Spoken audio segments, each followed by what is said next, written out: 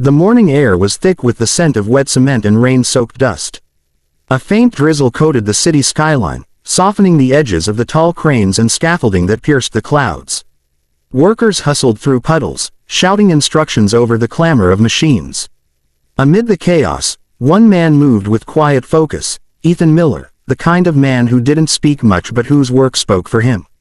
His hands were rough, his jeans frayed, and his shirt carried the stubborn marks of years spent building things that never bore his name. Yet, behind the tired eyes was a calm steadiness, the sort born only of people who have learned to survive loss and still show up every day.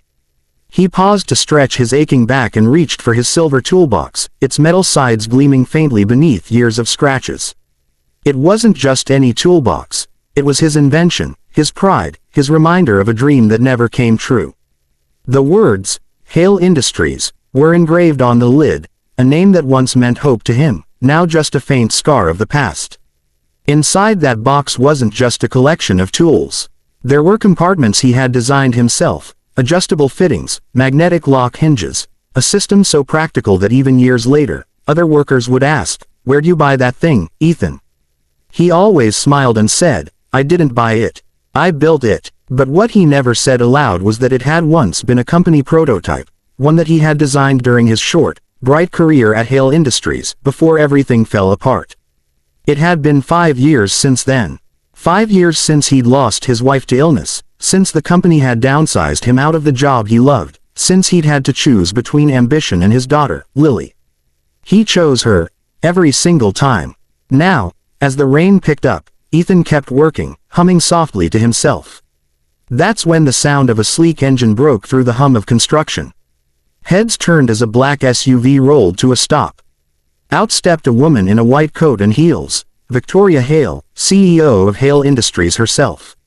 The site supervisor practically tripped over himself rushing to greet her. "Ms. Hale, what an honor. We weren't expecting.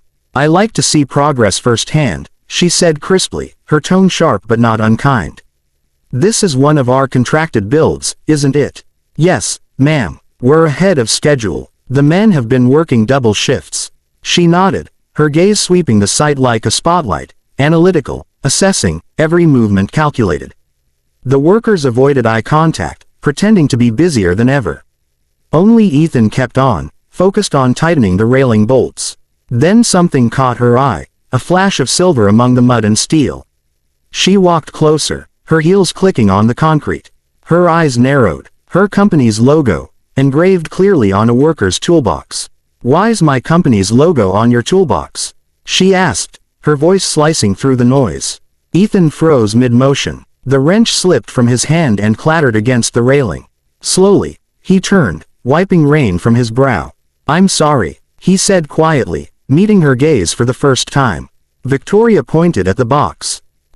It has my company's branding. Where did you get it?" The other workers went still, the air tightening with curiosity. Ethan hesitated, his jaw tightening as he wiped his hands on a rag. "Because I made it," he said finally. She blinked. "You made it?" "Yes," he replied, straightening up. 5 years ago, I worked at Hale Industries, R&D department. That was one of my prototype designs. You can check the old engineering records if they still exist." Her perfectly shaped brows furrowed. "You worked at my company." He gave a small nod. "Before the downsizing." Victoria's tone hardened. "And you just kept company property." Ethan's calm eyes met hers. "I asked permission. The project was shut down. I was told I could take what I built. No one cared about a failed prototype." The words hit her like a sting. "Failed." He gave a half smile, one corner of his mouth lifting in quiet irony. "That's what your senior board called it. Said it wasn't marketable, too expensive, not flashy enough. But it works. Still does." Victoria looked down at the box again. The smooth compartments, the perfect alignment of hinges. It was immaculate craftsmanship. For a second, something in her memory stirred. A young man standing in a bright lab, explaining his smart modular design system for construction professionals.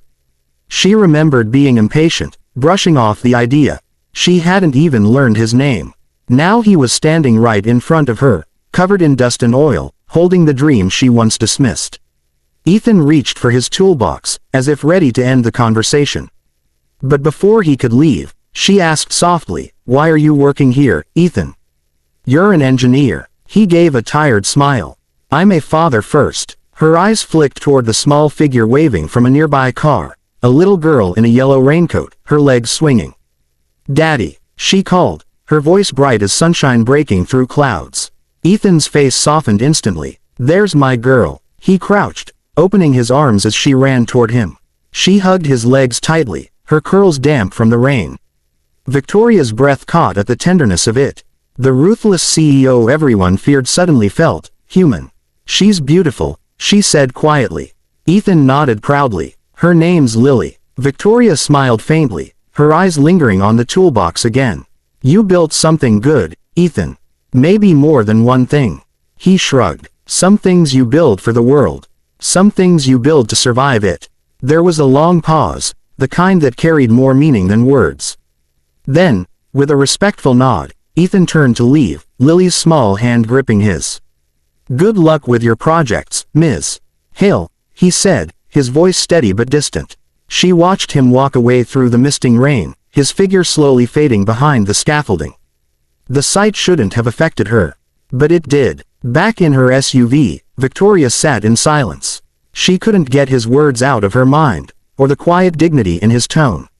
When she reached her office later that night, she opened the old archives, searching through the forgotten project files.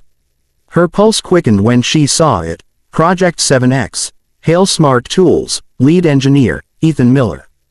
As she opened the file, her eyes widened.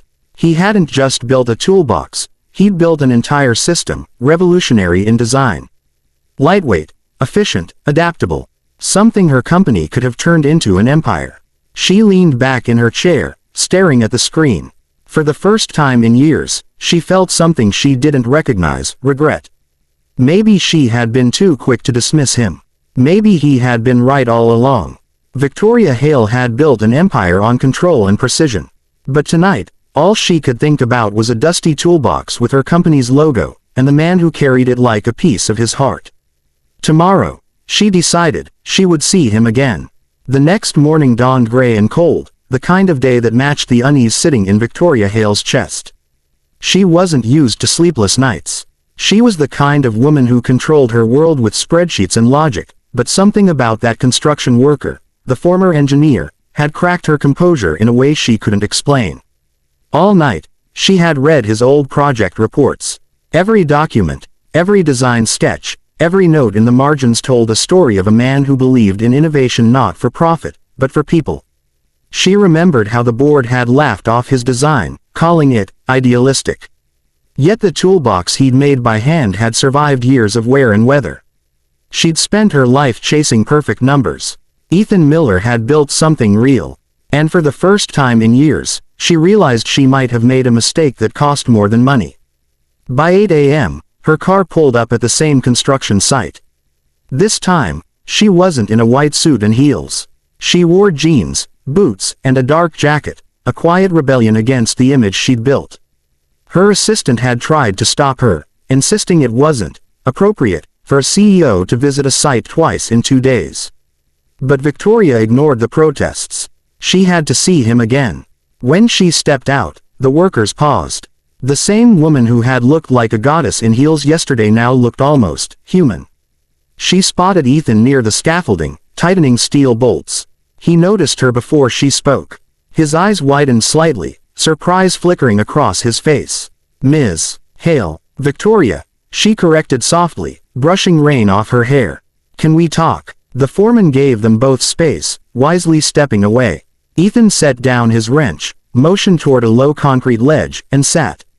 Victoria joined him, her boots splashing lightly in a puddle. For a moment, they sat in silence, the rhythmic thud of hammers and distant hum of generators filling the air.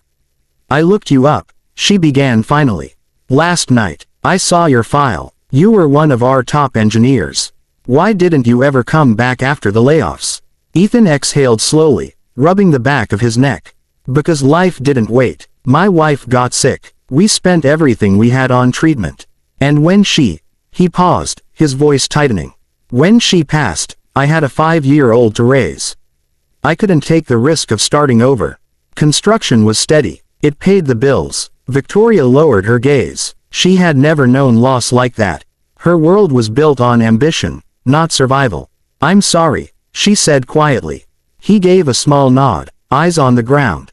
It's life. We build what we can with what's left. The words hung between them like truth carved in stone. Victoria hesitated, then reached into her bag and pulled out a thin silver folder. These are your old blueprints. I printed them last night. Ethan, they're extraordinary. You weren't just making a toolbox. You were designing a modular system that could change how workers operate in the field. He chuckled softly. You remembered all that. I didn't the first time, she admitted. But I do now. I see it clearly. And I see you clearly too. He blinked, confused. What do you mean? I want you to come back to Hale Industries, she said simply. Lead the new Smart Tools division. Revive your project. Your way. I'll handle the funding, the marketing, the board. All you have to do is build. Ethan looked at her as if she'd spoken another language. You're serious. I'm dead serious, she replied, her tone soft but resolute. You built something 5 years ago that I was too blind to see. I won't make that mistake twice. For a long moment, Ethan didn't answer. His mind flooded with images, his late wife smiling at him in their kitchen, saying, "You were born to create, Ethan." His daughter's tiny hands wrapping around his finger. The endless nights spent fixing things he could never afford to replace. He had stopped dreaming because dreams didn't feed children. But now, this woman, the one who had once shut his dream down, was handing it back. Before he could respond, a small voice interrupted them. Greater than, Daddy. Lily came skipping across the muddy lot, her raincoat splattered with paint from the daycare craft session. In her tiny hands, she held a sketchbook. Look what I drew. Ethan smiled, lifting her onto his lap. What is it, sweetheart? It's your toolbox, she said proudly. And that's you, and that's me, and that's the lady from yesterday. Victoria laughed, genuinely, softly, the kind of laugh that had been missing from her life for far too long. You drew me. Lily nodded, her curls bouncing. You looked like a superhero. Daddy said you make big things happen. Victoria's throat tightened. He said that, did he? Lily nodded earnestly. Are you Daddy's boss? Victoria looked at Ethan and smiled.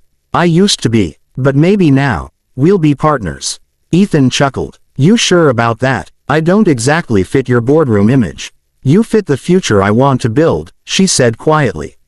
Real people, real innovation. The rain began to ease, sunlight breaking faintly through the gray clouds.